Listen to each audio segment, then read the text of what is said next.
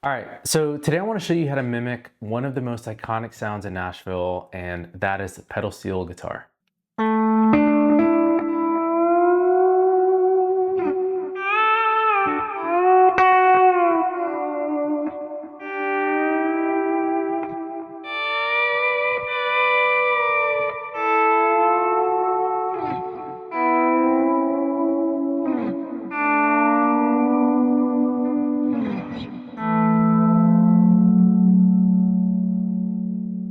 All right, so to try to cover the pedal steel sound, there's really two bends that we're going to try to recreate. So the first one is kind of our classic double stop bend, and that is kind of something like this, which is kind of just taking our root note and then raising the fifth of that note up to a sixth. So, or if we're higher up, it'll be something like this. And that kind of gives us this kind of really classic country sound. All right, so that's number one.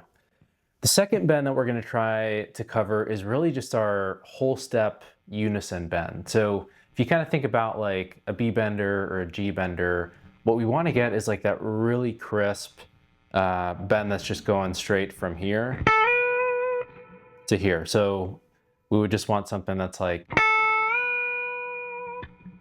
But I think what makes the pedal steel kind of super iconic is that we're going to dial in that bend to make it like perfectly crisp and just sound spot on. So now for this, I'm going to use the Fractal FM9 and an expression pedal, but you can really do this with just about any type of modeler that has a pitch block and that allows an expression pedal. So you can probably do something really similar with the Helix, the quad cortex. I'm sure there's plenty of other pedals that you can kind of recreate this with, but we're going to use the FM9 here to kind of dial it in, and then I'll walk you through essentially how we're going to build it. All right, so I've got FM9 Edit up on the screen here, but before we get into that, super important to make sure that you've got an expression pedal hooked up to your FM9. I've got mine set up to go into pedal 1, so that way we can assign a few different parameters to the expression pedal to make sure that we get some of those pedal steel sounds.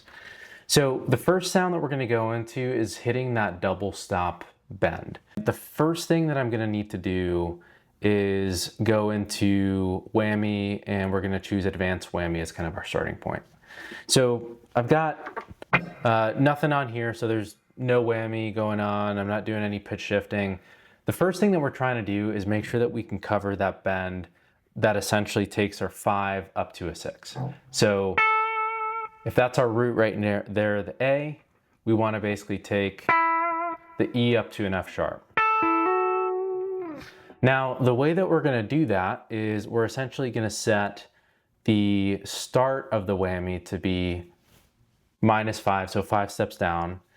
And then we're going to set the stop, so essentially kind of where we start to where we stop, up a whole step from there. So basically that will kind of help us cover this part. Now there's a few other things here that are super important and that we're going to make sure that we assign the expression pedal to. So the very first one is going to be the control here. So what I've done is I basically right clicked and I've set the source to be pedal 1.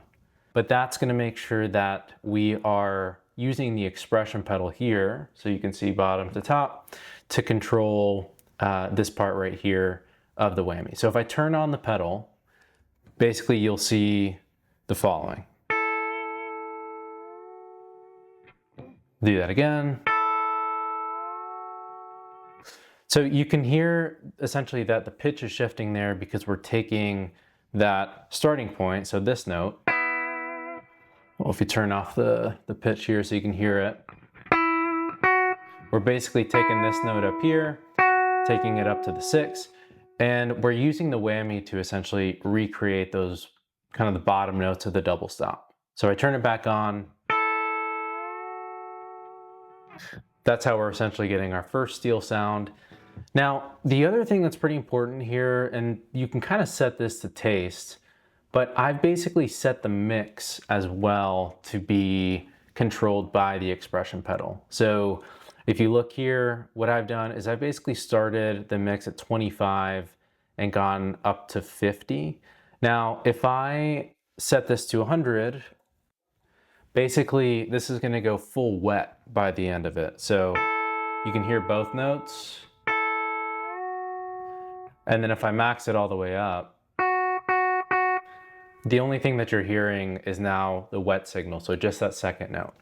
So if we keep it at a max of 50, basically what that does is it's essentially giving us 50% of our wet signal, or 50% of our dry signal, 50% of our affected signal, which is essentially the balance that we want. But I basically set kind of the starting point at 25 just to kind of ease into it. But basically, this is kind of what we're able to do now, right? So I can take a different note.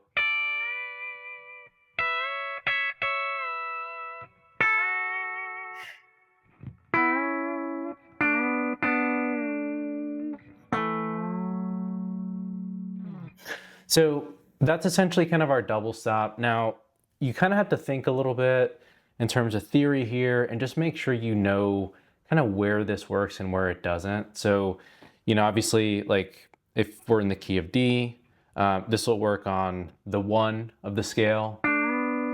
It'll work on the 2. On the 3, it's not going to work, right? It's out of the scale, right? It'll work on the 4, on the 5, works on the 6,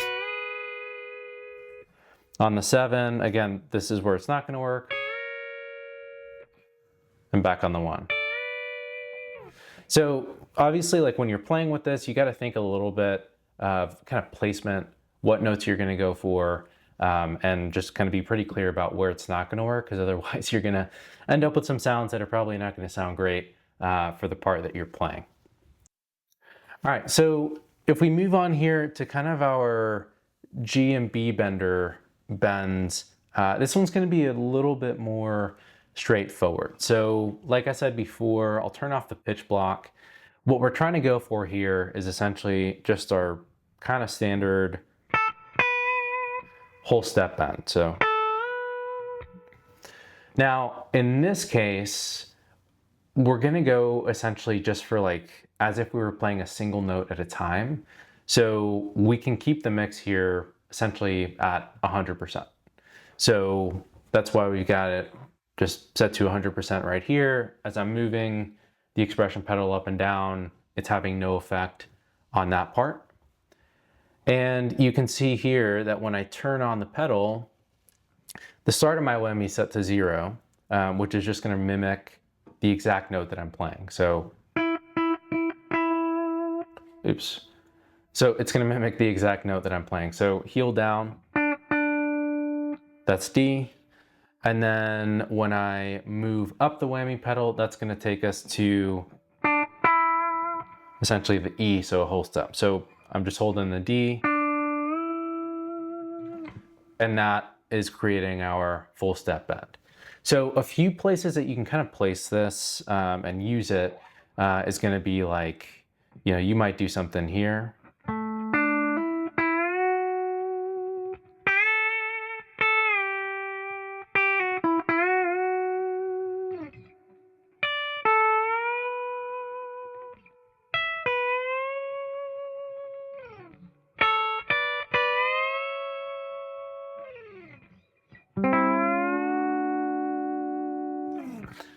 So once again, this is kind of where you got to have a little bit of trial and error, play around with it a little bit, and kind of find your spots, find your pockets, and know kind of where this works well, you know, in whatever you're playing. Because if you kind of don't think about it, like, and you're not coordinated with where you've got the toe or the heel, like you can kind of get a little bit, you know, out of sync. But I think if you kind of play the parts intentionally, you can get pretty close to some of these sounds.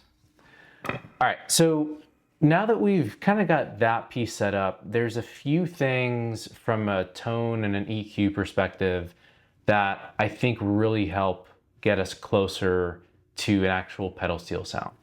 So if I turn off the pitch block, this is essentially kind of our starting point The only thing that we've got here is a little bit of reverb.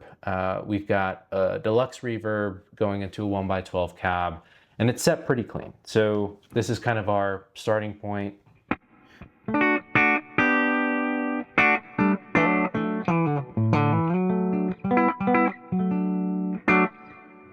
So I try to set this amp like a bit cleaner because in my mind, pedal steel is obviously more in the clean side.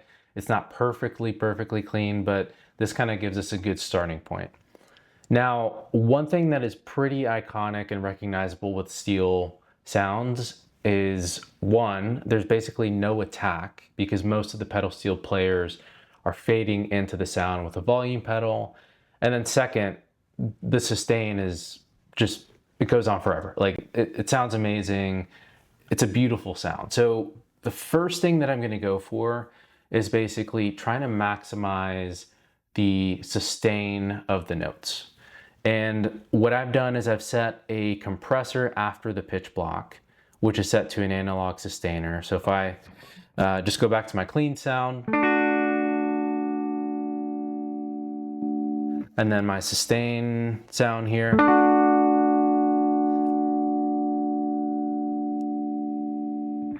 That's going to go on pretty much forever because I've set the release time essentially maxed out. So this is a super compressed sound.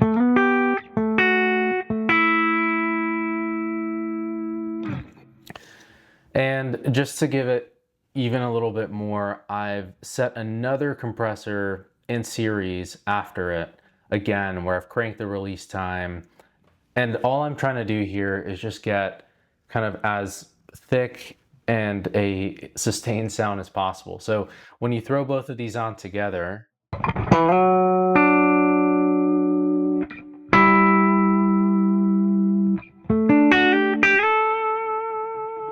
so that's our compression side. Now, the other thing that I want to try to do here is to try to remove the attack of the note. So if I throw on our steel sound here, we've got our pitch block back on, and I've got my whole step bend with everything on, it'll sound like this.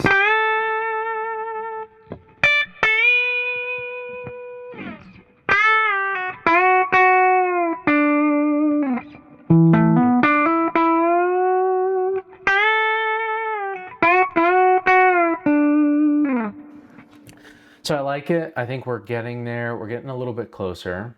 The next thing I'm gonna do is I'm gonna throw on a delay. So what I'm going more for this one is higher repeats, somewhat lower mix. So hopefully what this will do is it'll help, again, kind of get that note to keep going on. So if I play this with the delay on,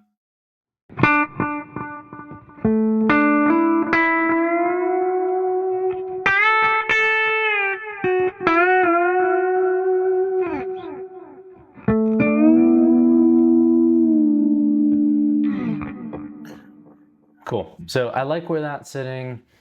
Now, the last trick here is, like we were saying, is we want to remove the attack of the note up front. Now, the way that I'm going to do that is I brought in a volume block and I basically brought in an Autoswell model. So if I turn on this pedal, what this is going to do is it's going to just take off the immediate attack of the note and help us kind of just like glide into some of these sounds. So I'll play kind of this part again.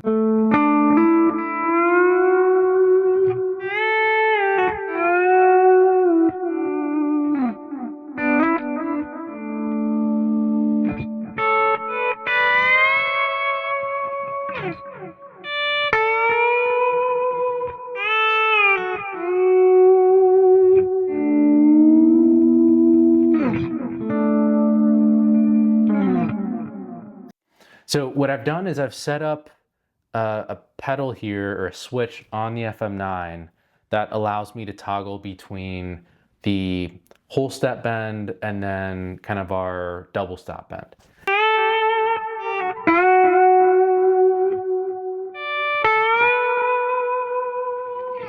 But then I can tap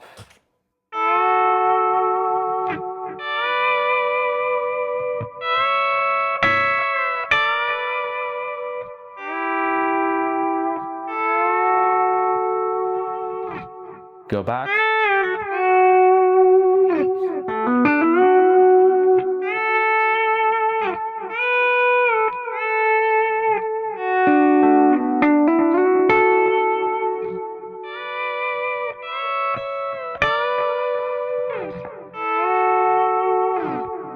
All right, so just to put it all together, I've tracked a few parts of Midland's Drinking Problem, and I think it has a really cool solo section where it kind of goes between an electric part and a pedal steel part. But take a listen, let me know what you guys think. Let me know if you think it does enough to cover pedal steel in a pinch, if you need it in a studio session, or if you need it on a live gig. Feel free to take a listen, drop something in the comments, and let me know if there's anything that you guys would change or what you guys think of the sounds.